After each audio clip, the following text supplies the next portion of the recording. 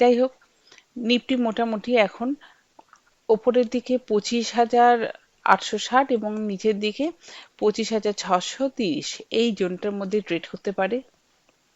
এই যে 200 পয়েন্টের জন্য আপার রেঞ্জে গেলে আমরা আপার রেঞ্জে গিয়ে রেজিস্ট্যান্স ফেস করলে আমরা একটা সেল করতে পারি। আর 360-এর জায়গায় যদি একটা সাপোর্ট নেয় আমরা দেখি, সেই জায়গায় কিন্তু আমরা একটা বায়ও ইনিশিয়েট করতে পারি।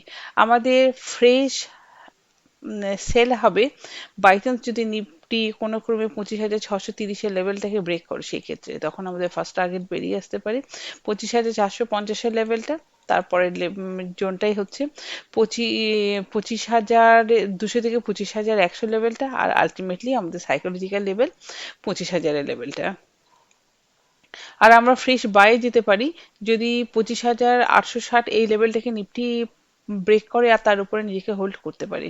সেক্ষেত্রে আমাদের প্রথম টার্গেট বেরিয়ে আসতে পারে 26,000। এটা একটা সাইকোলজিক্যাল লেভেল। এই জায়গা থেকে অবস্থায় আবার একটা সেল আপ আসতে পারে বা প্রফিট বুকিং দেখা দিতে পারে। আর দ্বিতীয় লেভেল হচ্ছে 26,100, আর আলটিমেটলি 26,340।